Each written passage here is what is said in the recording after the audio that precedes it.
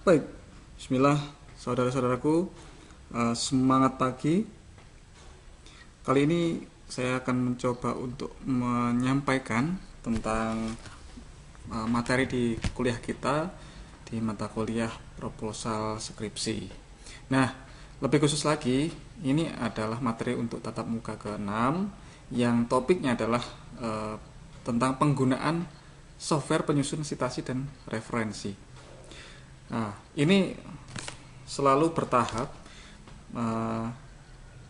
mulai dari tatap muka pertama di proposal skripsi, bagaimana menyusun, menentukan topik penelitian, bagaimana menyusun latar belakang yang dibahas oleh dosen sebelumnya, ada Bunia ya.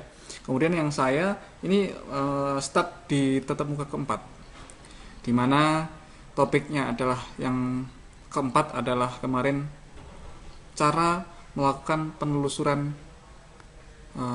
referensi ya, penelusuran referensi bisa buku, jurnal dan sebagainya sebagai bahan untuk membuat bab 2 dan bab 3 ya. Nah, kemudian tatap muka kelima lebih lagi tentang menyusun bab 2-nya ya. Yang keempat bagaimana menelusuri, mencari. Yang kelimanya adalah untuk membuatnya. Dan keenam ini adalah gimana membuat referensi dan citasi menggunakan software. Sehingga dengan harapan apa yang ditulis di karya ilmiah Anda, proposal dan nantinya akan skripsi itu sesuai dengan panduan. Begitu. Nah, saudaraku semuanya, tentang penggunaan software penyusun citasi ini, sebelumnya saya pengen menyampaikan tentang apa topik detailnya ya. Yang pertama adalah hari ini menuliskan daftar pustaka secara tepat ya.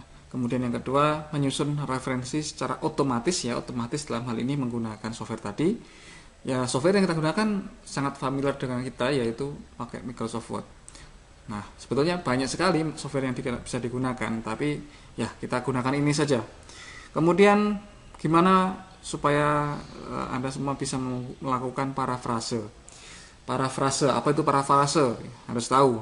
Parafrase itu adalah membuat kalimat sesuai dengan kalimat Anda, tapi intinya adalah sama dengan yang dituliskan orang.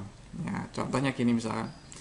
Ada teori dari Mr. X tahun 2020 misalkan. Kemudian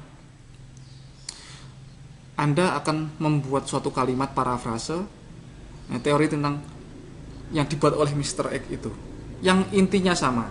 Gitu, parafrase seperti itu. Tujuannya apa sih kok ribet banget ya? Tujuannya supaya menghindari namanya plagiasi.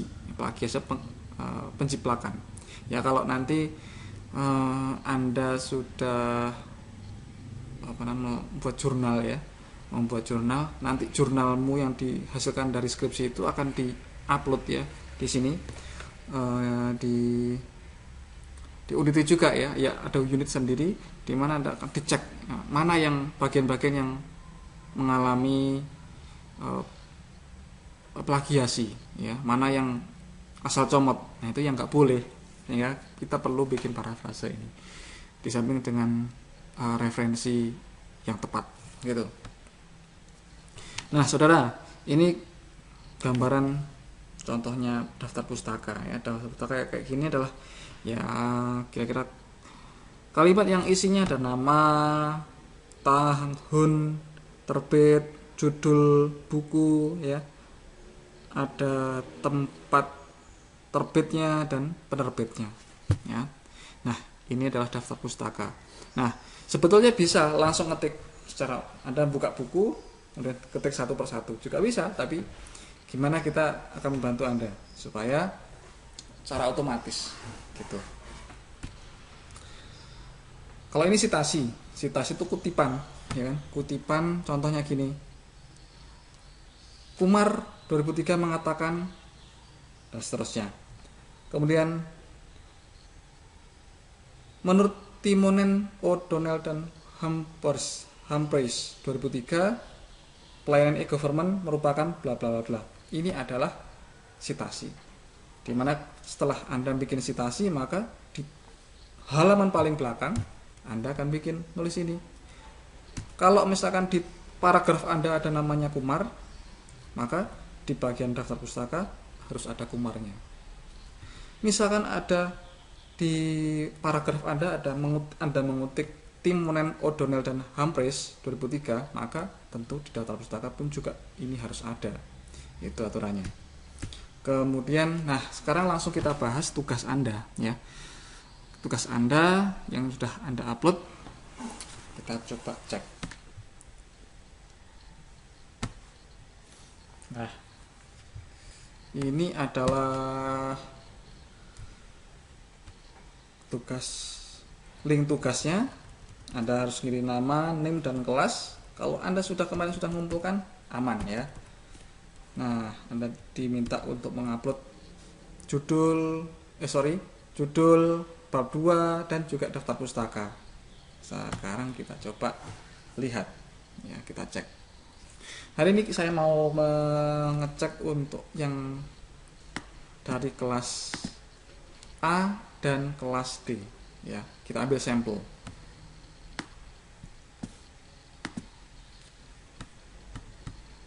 Nah, ternyata di sini saudara yang mengumpul ada 39 ya. Ini campur, ada kelas A, B, C dan D. 39. Tapi ternyata ada yang double ini. Dua-duanya dikurangi 3, kira-kira di sini yang mengumpulkan itu kira-kira loh ya. Kira-kira itu 36. Ya, 36. Karena ada yang double. Ya, ini dia proporsinya. Ternyata kelas A yang mengumpulkan sekian persen. Sekarang kita cek. Pertama yang kelas A dulu deh sekarang. Yang kelas A, Afrianto Aloysius. Oke, Afrianto Aloysius.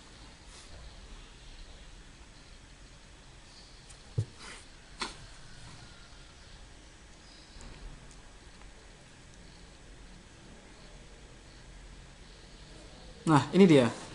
Afrianto Aloysius membuat bab 2, di mana sebetulnya topiknya adalah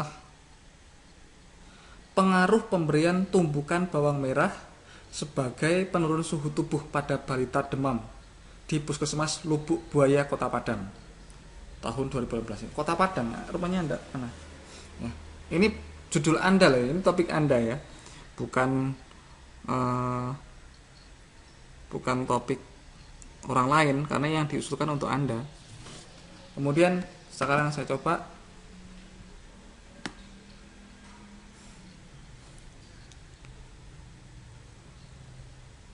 pertama gini saudara, saya mau buka untuk Microsoft Word.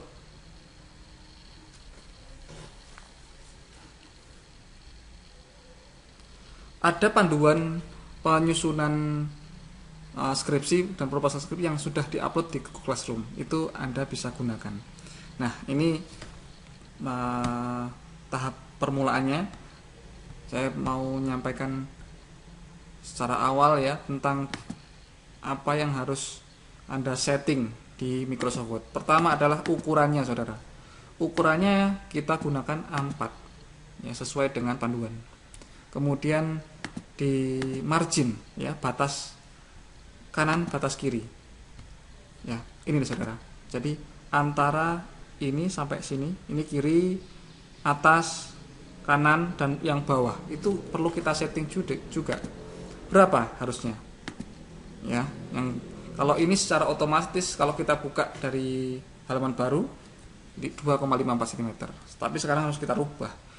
Top atau atas 3 cm ya, kiri 4 cm, kemudian bawah 3 cm, bawah kanannya 3 cm, kita enter. Udah selesai gini. Berikutnya adalah kita susun buat bab 2. Tulis bab 2 ya. Ini bab 2 itu tentang tinjauan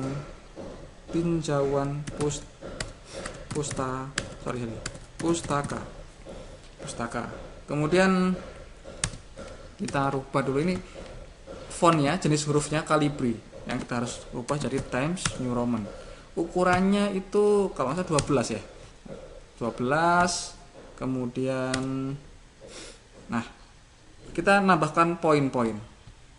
Kalau ini kita buat seperti punyanya Aloysius tadi, konsep tentang demam ya. Berarti kita tulis, karena ini bab 2 ya, berarti 2.1. Gitu. Kita bisa buat di sini. Numbering format 2.1, enter. Nah, 2.1 ini tentang demam. Nah, berarti tulis konsep demam.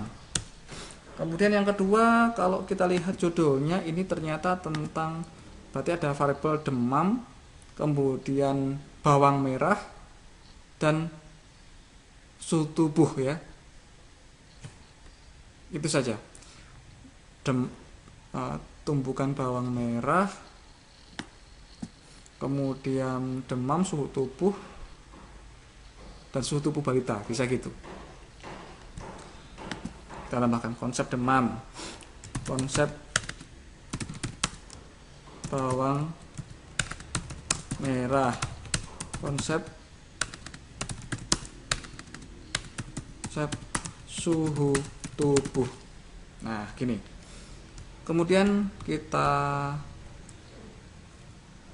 bold ya, kita tebalkan, ini juga kita tebalkan, bold. Kemudian ini kita tambah juga konsep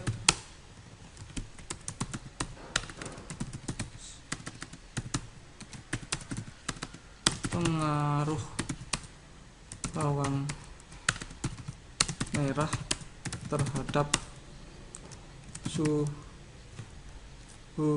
tubuh, gitu, bisa. Nah, berikutnya saudara, ini pasti di bawahnya ada poin-poin nih, 2.1.1 ya, karena ini bab 2 di poin bawahnya 2.1, maka 2.1.1.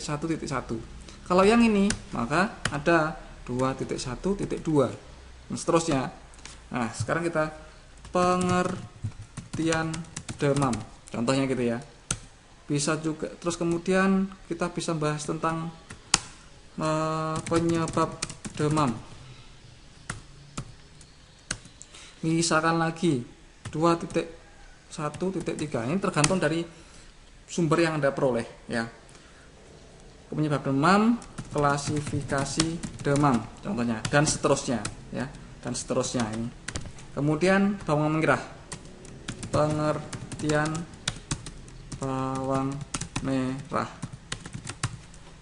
ya, misalkan nih, ini 2 ini 2.2.1, 2.2.2 manfaat kandungan pada bawang merah. Misalkan lagi 2.3. Nah, ini tentang manfaat bawang merah.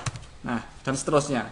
Ini pun juga Anda harus tambahi 2.3.1, 2.3.2, 2.3.3 dan seterusnya. Ini pun kalau ada silakan tambahi bagaimana supaya lengkap. Fungsi dari tinjauan pustaka ini satu, supaya membantu Anda untuk nanti memahami apa konsep-konsep yang dibutuhkan di penelitian Anda. Jadi nanti kalau misalkan bukan hanya sekedar copy paste untuk syarat saja, bukan, tapi sebagai bahan Anda untuk menganalisis nantinya ya. Karena ada penelitian skripsi itu ada beberapa bab ya. Bab 3 ada ada kerangka teori. Kerangka teori pun juga diambil dari bab 2 Anda ini. Kemudian ada kerangka teori, ada bab 4 adalah metode penelitian. Metode penelitian itu pun metode penelitian ada sumber lain ya. Kemudian Bab 5 adalah hasil. Bab 6 pembahasan. Anda membahas pun kan membahas antara hasil dan teorinya. Nah, itu yang diperlukan, bukan hanya sekedar ditempel-tempel saja. Gitu. Baik.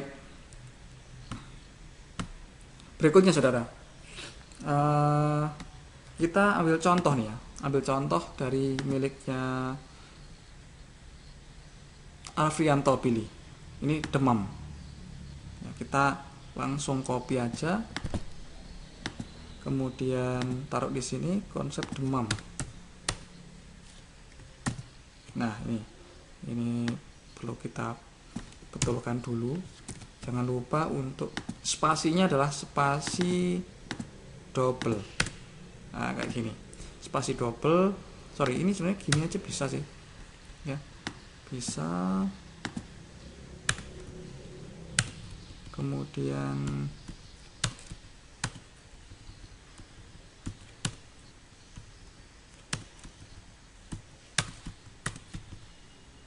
nah, lanjut lagi. Jadi rata ya. Rata segini. Kemudian ini kita rapikan. Kita rapikan lagi. Ini kita rapikan. Kita rapikan. Kita rapikan. Nah, berikutnya saudara, kita perlu membuat namanya kutipan atau sitasi gini. Ini teorinya milik siapa? Ya. Coba kita lihat saudara. Kalau miliknya Alfrianto tadi bagaimana? Yusefni and Miss 2018. 18. Oke. Kemudian kita cek sekarang di bagian daftar pustakanya. Kita cek daftar pustakanya.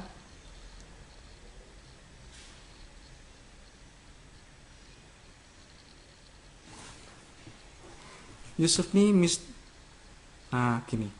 Nah, yang perlu menjadi perhatian adalah apakah penulisan ini sudah sesuai dengan format.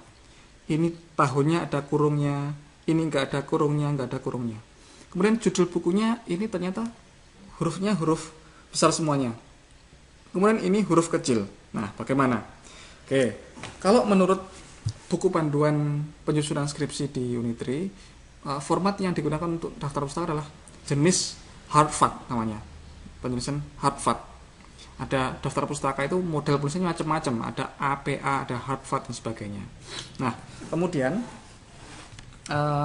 artinya kalau di sini ada Yusefni ada ini, oh sudah betul. Tapi apakah tulisannya benar, ya itu yang perlu kita cek lagi. Zulfaijah, apakah ada Zulfaijah? Oh, nggak ada Zulfaijah. Padahal harusnya kalau di atasnya ada kutipan, maka daftar pustaka pun harus ada. Oke, lagi. Lupis 2009. Apakah ada? Oh, nggak ada juga di sini. Ini yang menjadi masukan nih. Jadi tidak usah khawatir, Anda sudah upload walaupun salah, tapi ini adalah Anda beruntung karena dapat masukan. Berikutnya, sekarang kita akan contohkan ya. Contohnya kan misalkan gini nih, Anda dapat teori tentang demam ini saudara. Dapat teori tentang demam, kemudian tadi saya tunjukkan lagi deh. Misalkan nih, misalkan Google Book deh ya. Google Book, klik buku di sini.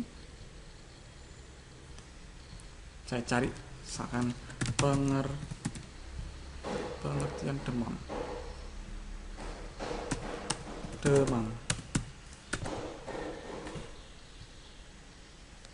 Perawatan deh gitu sih.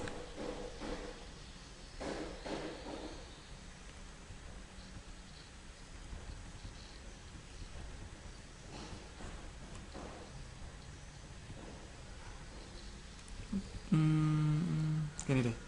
Yang demam itu sinonimnya dengan hipertermi. Pengertian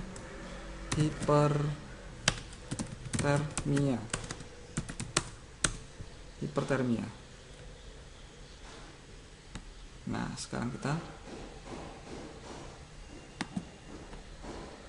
buka.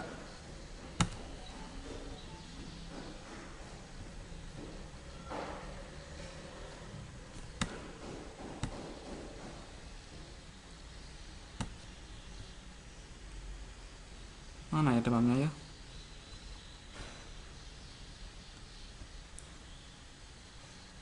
Ini dia. Ini pada halaman ke 49 ya, 49. Kemudian kita lihat di bagian atas, saudara. Kita lihat covernya, perlu sekali karena kita lihat nanti pengarangnya. Kemudian judul buku.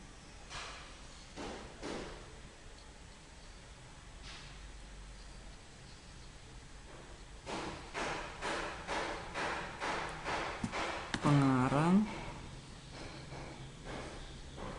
judul buku, penerbitnya mana ya? Ini.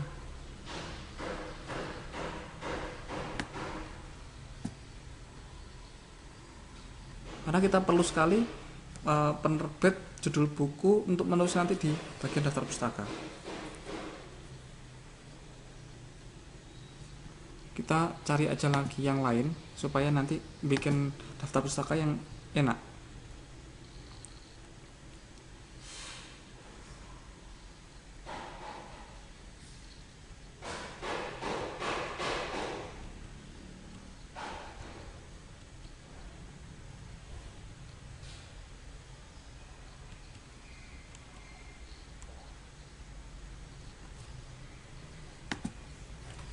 Oke, kita cari dulu saudara.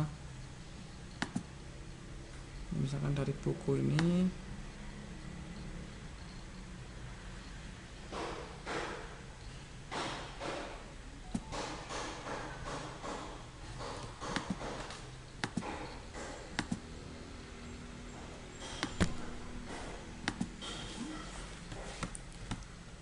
Kita cari dulu ya. Nah, ini juga ada. Nah, definisi ini pada halaman 148.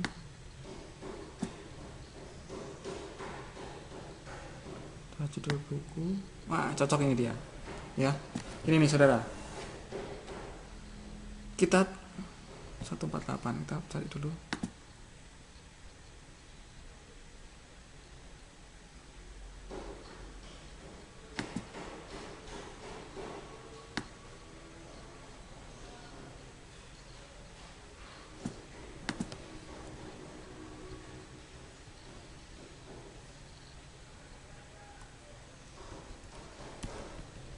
Nah, ini dia. Kita tulis saja ya. Misalkan ini ya. Ini kita hapus dulu. Kita buat yang lain ya. Ini pengertian konsep hipertermia. Pengertian hipertermia. Hipertermia adalah, kita lihat di teori bahwa hipertermia adalah suhu tubuh naik di atas rentang normal gitu. Nah, ini adalah konsep teori.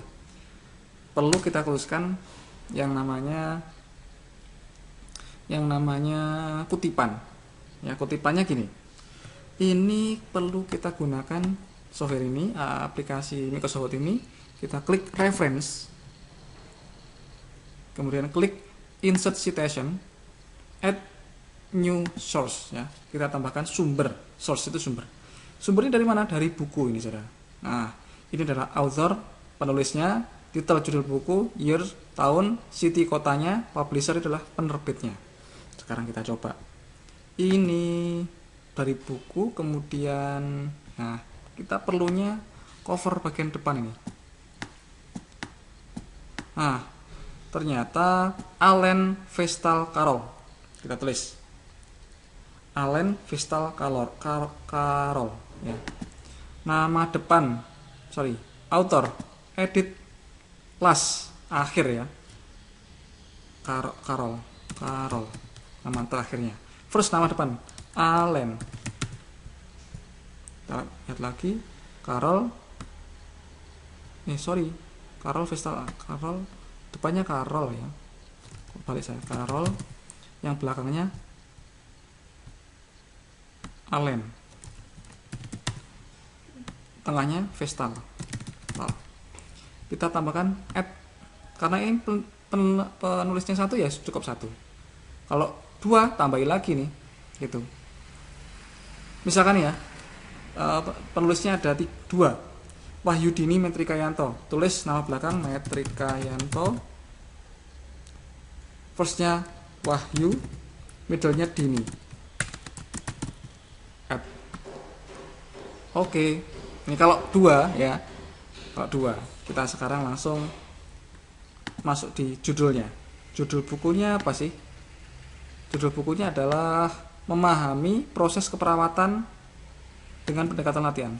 Memahami proses keperawatan dengan pendekatan latihan. Tahun berapa nih?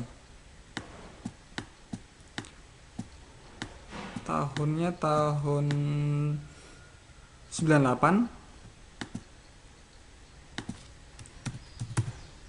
Kotanya di mana nih? Alhamdulillah. Nah, ini 98, Jakarta, EGC, penerbitnya EGC.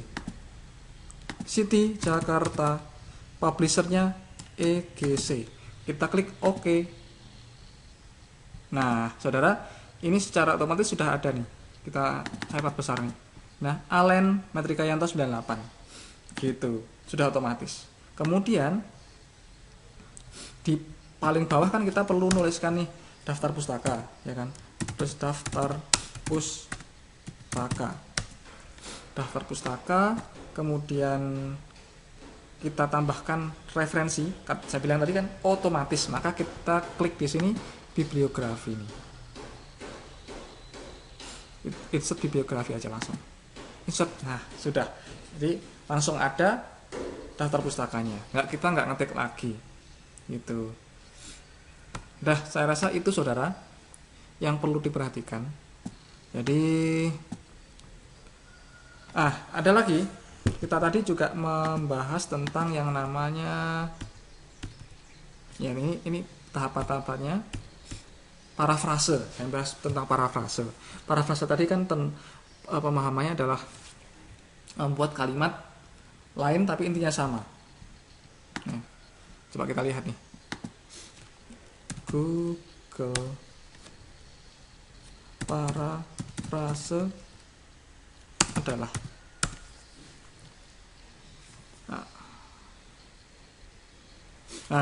kalau di sini parafrase adalah istilah linguistik, istilah bahasa yang berarti pengungkapan kembali, ya, diungkapkan kembali suatu konsep dengan cara lain dalam bahasa yang sama, namun tanpa mengubah maknanya. Maknanya sama tapi pakai model bahasa yang beda, ya gitu ya. Sekarang kita ambil contoh nih. Contoh misalkan hipertermia. Kita mau membuat kalimat lain yang maknanya sama dengan hipertermia. Nah, misalkan hipertermia merupakan suatu kondisi ketika suhu tubuh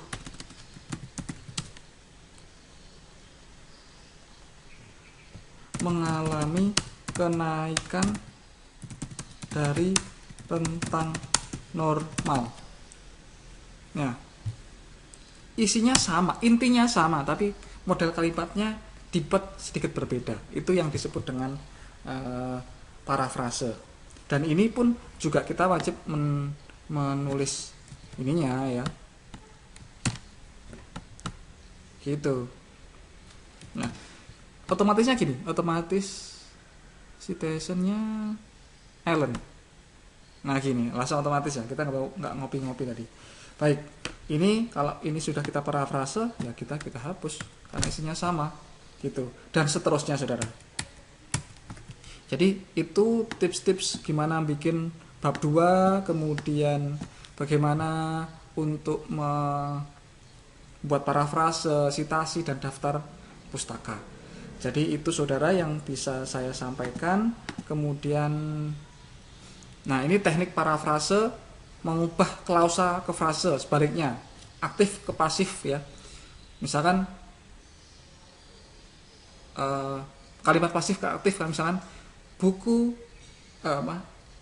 Johnny makan roti, roti dimakan Johnny, artinya sama tapi itu merubah kata ya.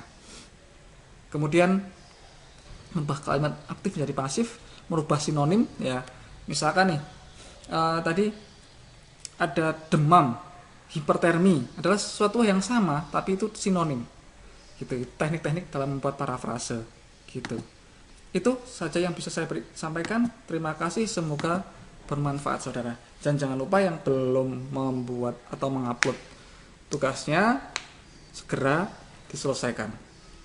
Dan kemarin saya sampaikan juga bahwa absensi minggu yang lalu saya lihat dari itu. Baik, terima kasih. Saya sampaikan kepada saudara semuanya, semangat pagi.